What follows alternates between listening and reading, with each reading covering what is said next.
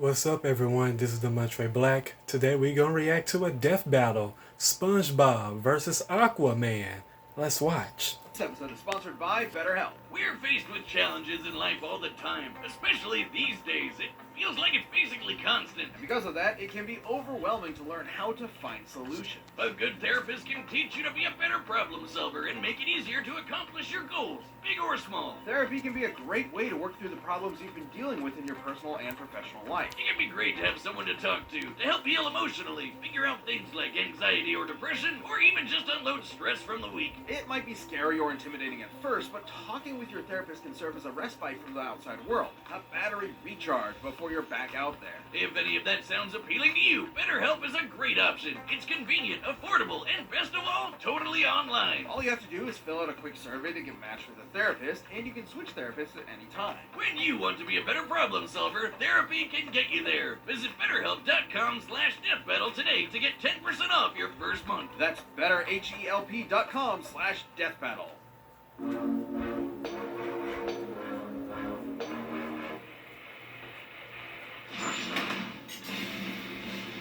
SpongeBob SquarePants, Nickelodeon's #1 nautical nincompoop. Aquaman, the thalassic third wheel of the Super Friends.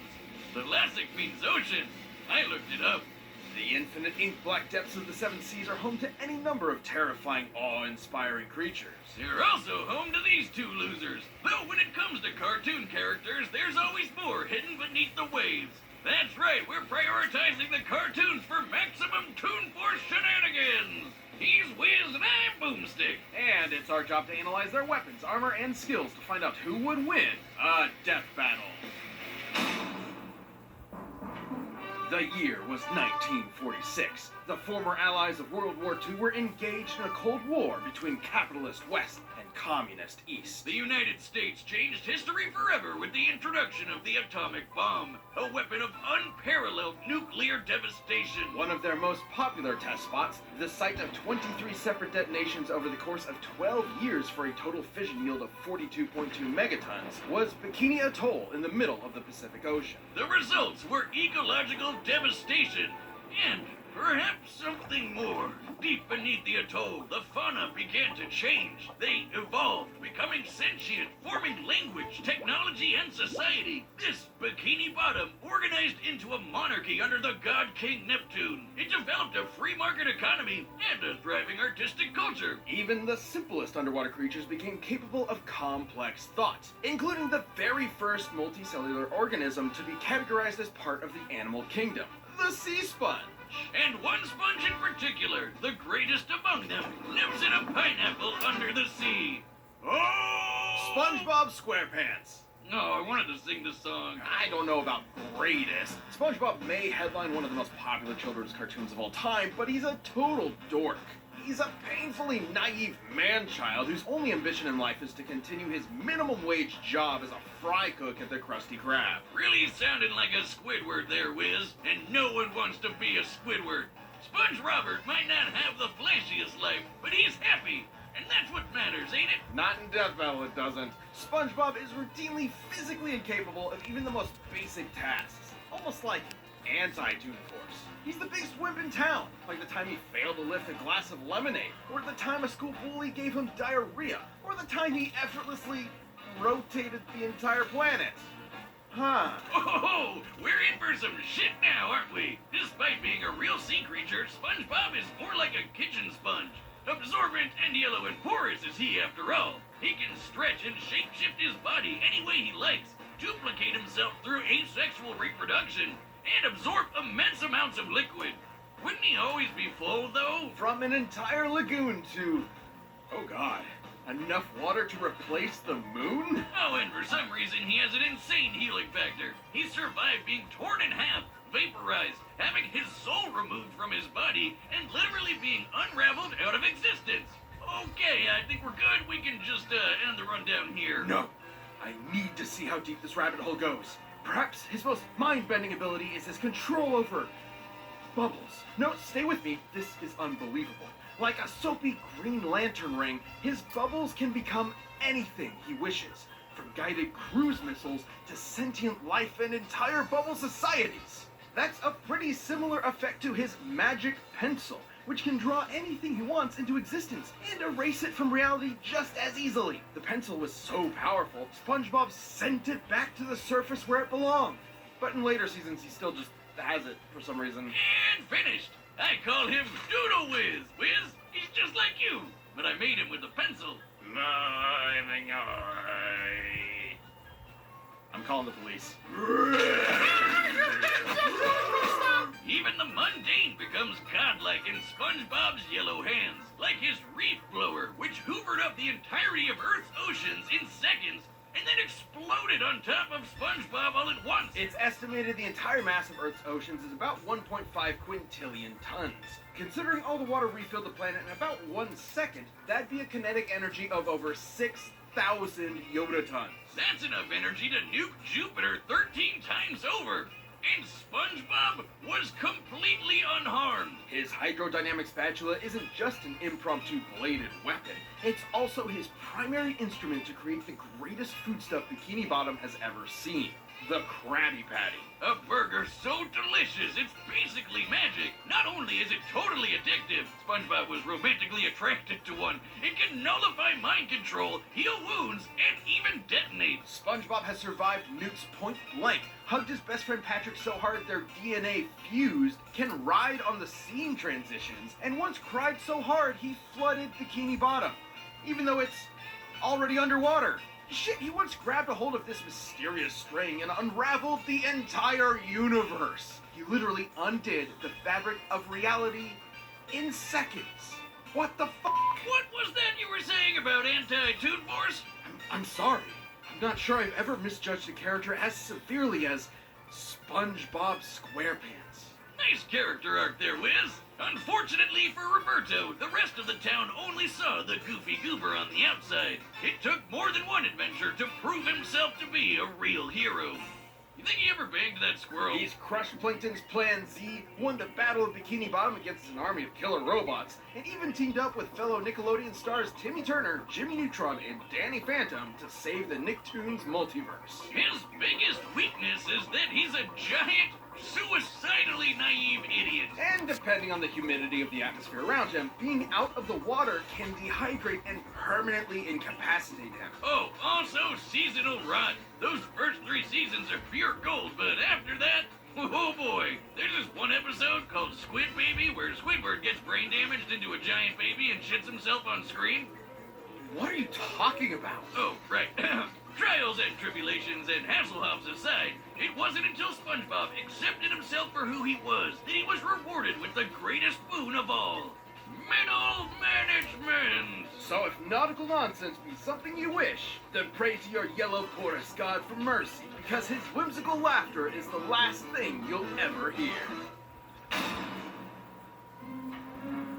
Aquaman, King of the Seven Seas. We've covered Arthur Curry on the show before, and he's actually secretly awesome. That's right, Boomstick. But the version we're dealing with today is from the bargain bin cartoons from the 60s and 70s. Now, you might assume that means this Aquaman is a total loser, but really, have you watched all those cartoons? Remember, this is from the era when Superman was sneezing solar systems apart, so get ready. Art's origin is basically the same as the Silver Age comics. Tom Curry was a humble lighthouse keeper who decided one day to fuck a fish. He did not do that. He procreated with Atlanta, an Atlantean from the underwater city of Poseidonus, and from their union, Arthur Curry was born with magnificent aquatic abilities. And he's the king of Atlantis, too! Oh, wait, no. It says here that was introduced in the comics later.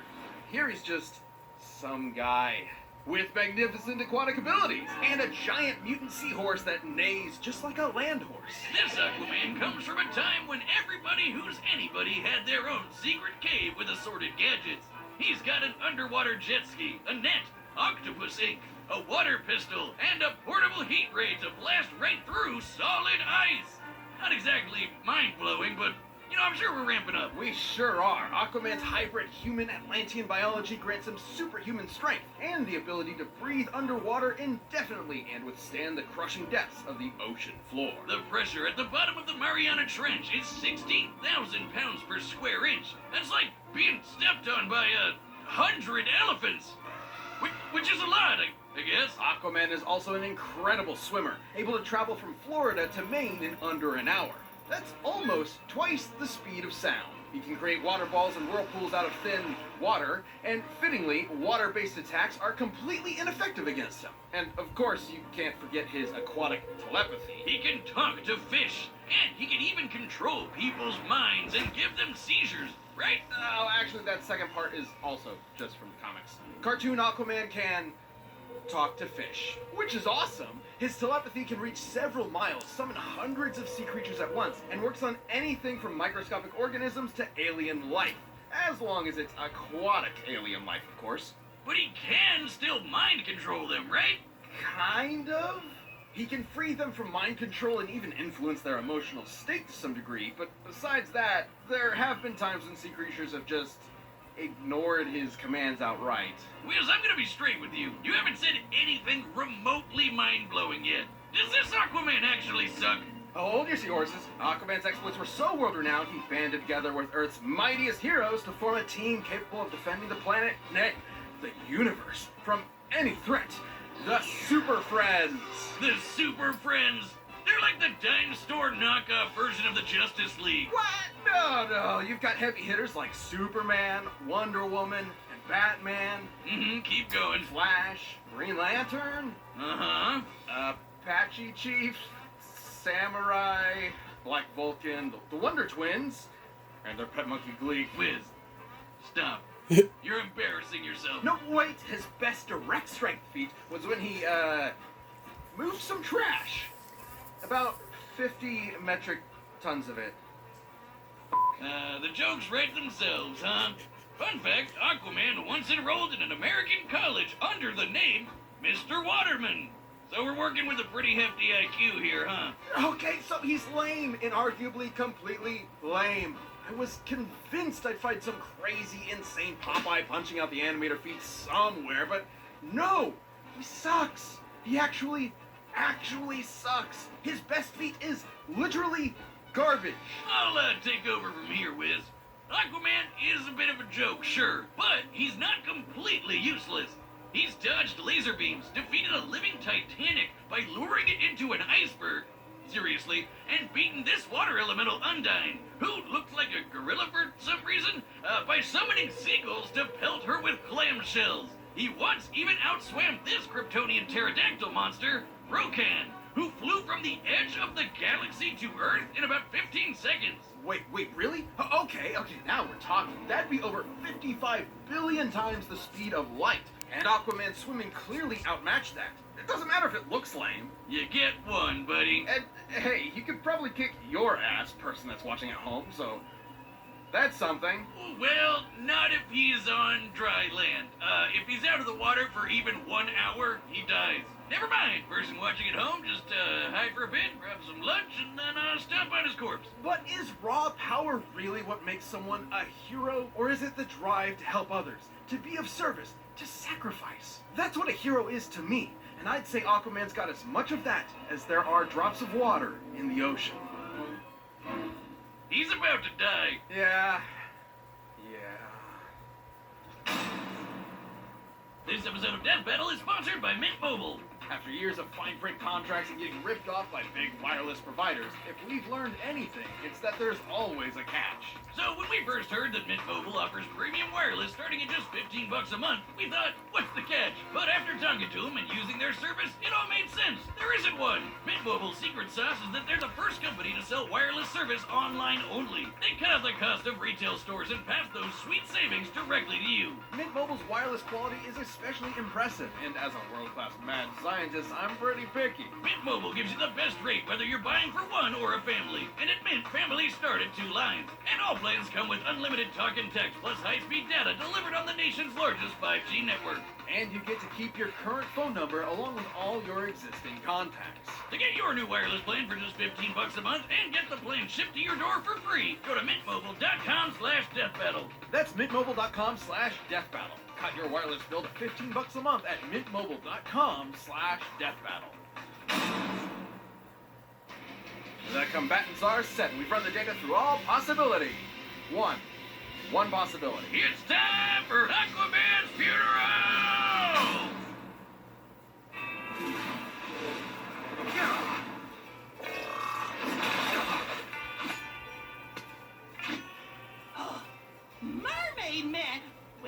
second. You're not Mermaid Man. The name's Aquaman, evildoer. Evildoer? I'm a hero. I saved this city. There's only one real hero here, Fiend. And he's a super friend. You see, sir, I'm a sea sponge, Phylum Porifera, and you can't just... How about a little karate, Waterman? It's Aquaman!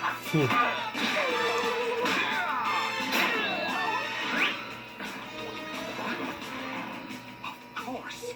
He's a sea creature. And as the king of the seas, he's mine to command.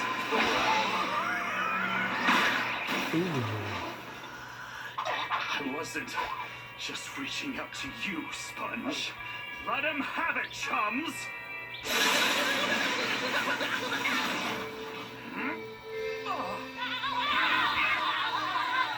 Great Neptune! Get a load of this, Seaman! Damn it, it's Aqua!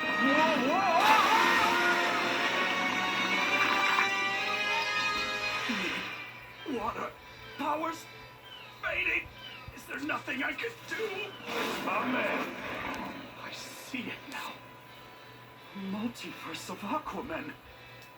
And out of all of them, I'm the lamest fucking one! I'm a ripoff. A joke. I'm no superhero. People used to say the same kind of things about me. Goofball, Wingnut, Knucklehead McSpazatron. But every day, I get back up and say 2 words. I'm ready.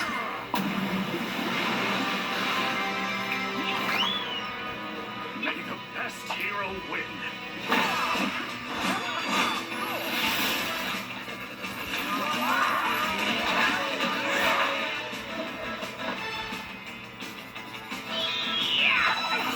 What?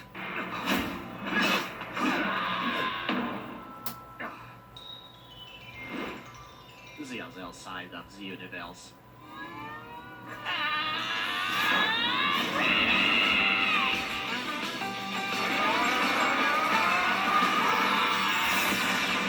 Prove it to you.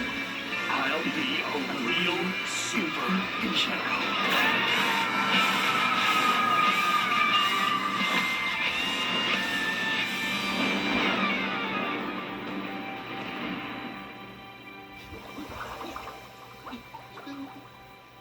Don't cry, Sponge. Let's be super.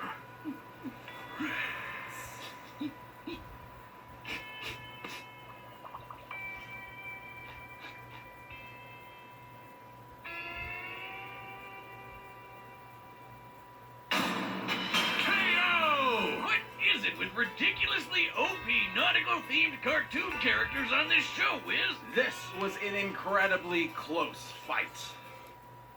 Gotcha! Obviously, Aquaman didn't have a snowball's chance in hell in defeating this little spongy bastich. Where do we even start? With his bubbles and magic pencils, SpongeBob could basically do anything he wanted. There was no way Aquaman wouldn't get totally overwhelmed, especially with his much more limited arsenal. I can't think of a more lopsided matchup than someone whose main attack is throwing water against a sentient sea sponge. Aquaman's only potential option was his telepathy, but as we've covered, it's far less powerful than his comic counterpart. There's no reason to believe SpongeBob wouldn't just ignore Arthur's commands. Even if it was straight up mind control, SpongeBob's Krabby Patties straight up cancel mind control. And really, nothing Aquaman had could overcome Bob's utterly broken regeneration. The little yellow dude has survived being completely disintegrated into dust and even erased from reality. All Aquaman can do is punch kind of hard, and even that's basically useless against Bob's squishy body. Maybe Aquaman could have found a way to dehydrate SpongeBob enough to keep him permanently incapacitated, like when he and Patrick were trapped in Shell City. But that would require the fight to take place out of the water, which messes Aquaman up way harder than it does SpongeBob. And it also require the fight doesn't instantly end up with SpongeBob karate chopping Aquaman at 10 shit zillion times the speed of light, splattering his atoms against Saturn. Because, yeah, remember when SpongeBob unraveled the universe? Considering the... No, I'm sorry. I need to do this one. This is fucking insane. Compared to SpongeBob's size, the string's width is about 192 micrometers. We can use that to find the volume of, say, 1 meter of string, and compare that to the volume of the entire observable universe. Considering it took SpongeBob about 5 seconds, he would have had to be pulling at 8.2 times 10 to the 78th power times faster than light. That's as many times faster than light as there are atoms in the universe. This is the fastest calculable speed feat in our show's history. And it belongs to SpongeBob SquarePants. But do you think he could take on comic book Aquaman? Have you been listening to anything I've been saying? Good point. Because let's not forget, Of course I didn't forget. that string feat also destroyed the entire universe. And stuff like that is actually consistent. SpongeBob is literally aware of the fourth wall and has rewritten the plot of his own story as he's living it. Screw the pencil or the bubbles, he can just will whatever he wants into existence from his imagination. He's a god, a yellow, spongy god of death. And that's why he beats Goku. At least Arthur finally got to be a real hero. And at the end of the day, that's what matters. Yeah, sure, whatever, pal. He's dead. Too bad for the King of the Seas. That sure was one sweet victory. The winner is SpongeBob SquarePants, our god.